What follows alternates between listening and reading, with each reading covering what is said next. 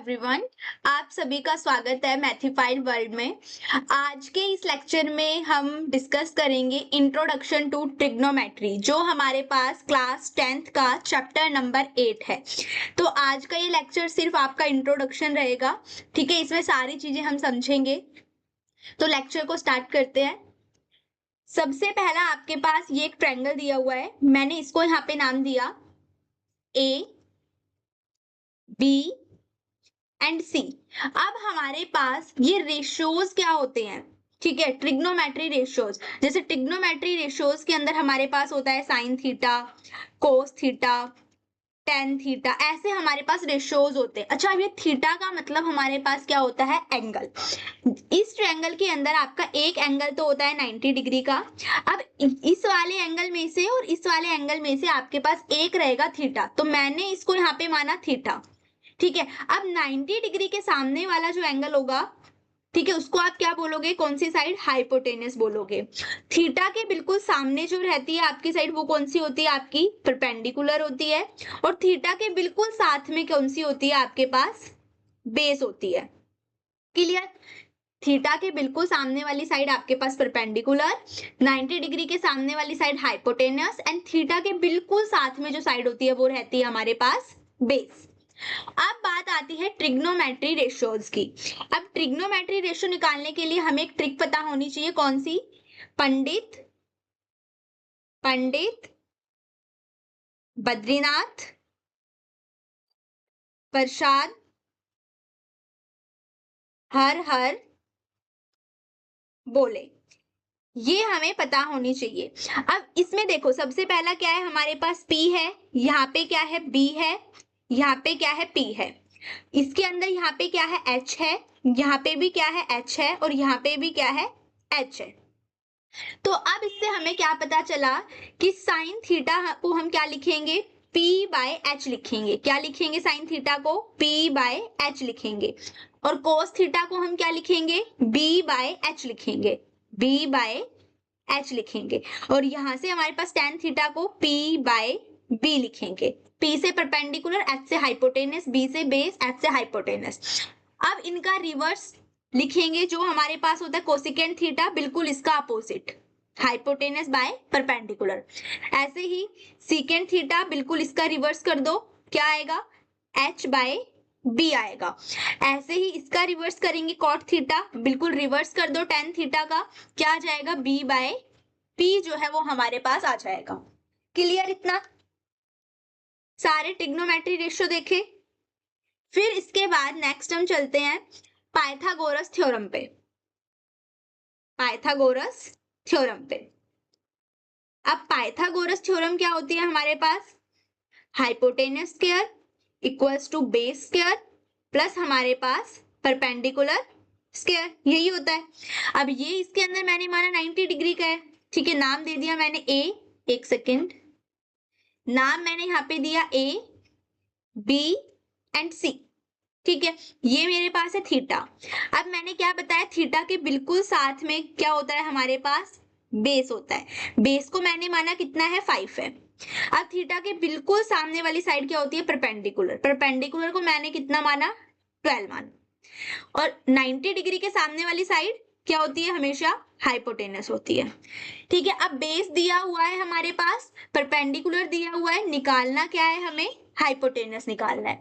तो अब यहाँ पे वैल्यूज रख देंगे, बेस कितना है 5 का स्क्वायर, परपेंडिकुलर कितना है हमारे पास 12 का स्क्वायर।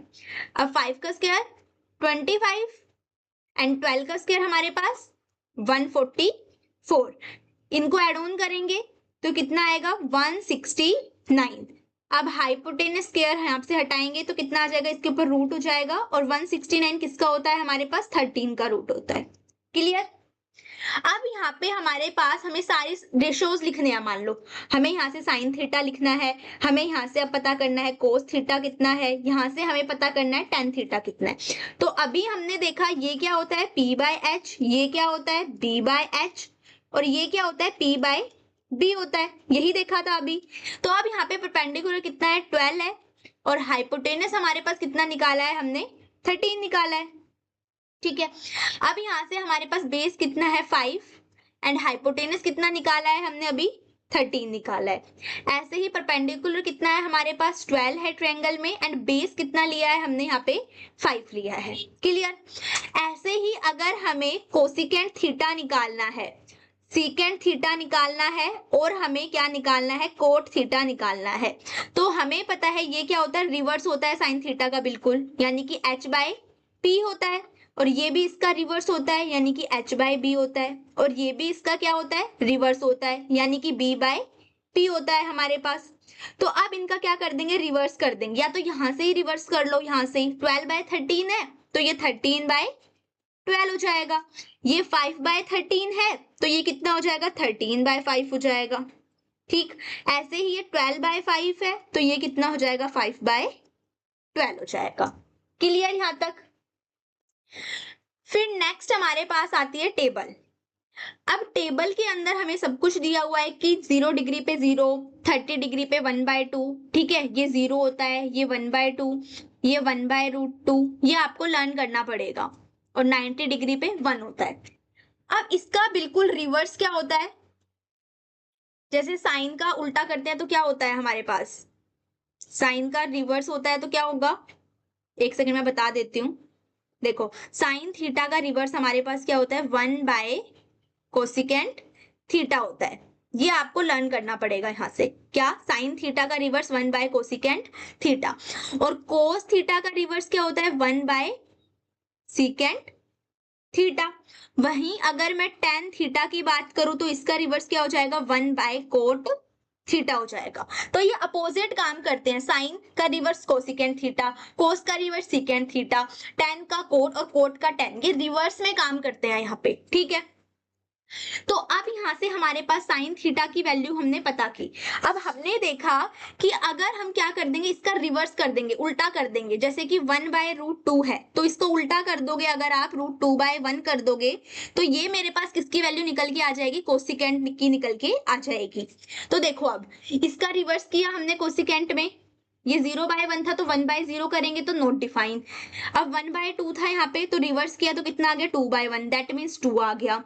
ऐसे ही 1/√2 का रिवर्स करोगे तो √2 आ गया, √3/2 का रिवर्स करोगे 2/√3 आ गया, और 1 का तो 1 रहेगा। तो ऐसे साइन और कोसिकेंट आप में रिवर्स काम करेंगे, वैल्यूज को रिवर्स कर दो, ठीक है, जो ऊपर है उसको नीचे कर दो, जो नीचे है उसको ऊपर कर दो।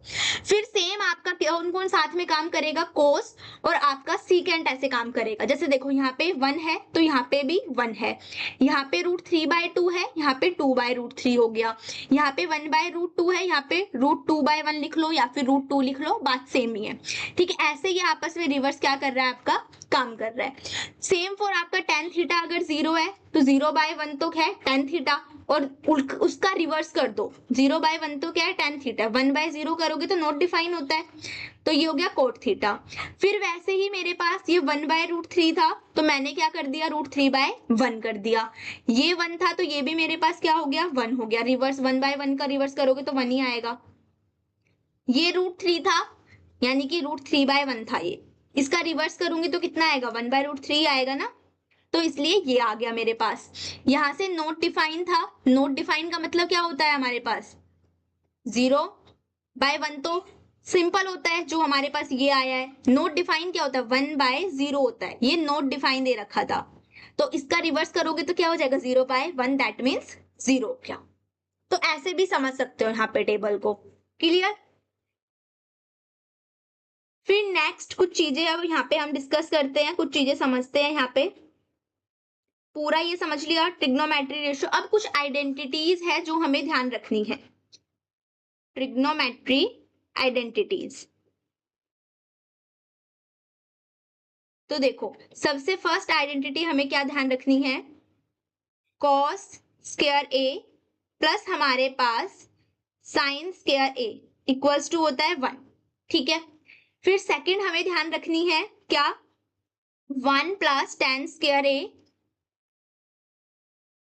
किसके इक्वल होता है, सीकेंट स्क्वायर ए, मोस्ट इंपोर्टेंट। फिर थर्ड हमें क्या याद रखना है, कॉट स्क्वायर ए प्लस 1 किसके इक्वल होता है, कोसिकेंट स्क्वायर ए के, ये याद रखनी है यहाँ से। अब अगर मैं कुछ इंपॉर्टेंट रेशियोज की बात करूं, tan थीटा को हम क्या लिखते हैं, sin theta by cos theta, ठीक है। और अगर सिर्फ हमें क्या लिखना है, tan थीटा लिखना है, तो इसको मैं लिख सकती हूँ 1 बाय cot थीटा। क्यों?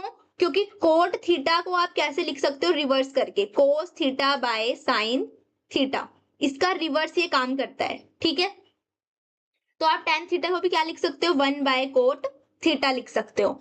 ऐसे ही अभी मैंने पीछे भी बताया था कि sin थीटा किसके रिवर्स काम करता है, कोसिकेंट थीटा, और कोसिकेंट थीटा आपके पास 1 बाय साइन लिख सकते हो, ठीक है।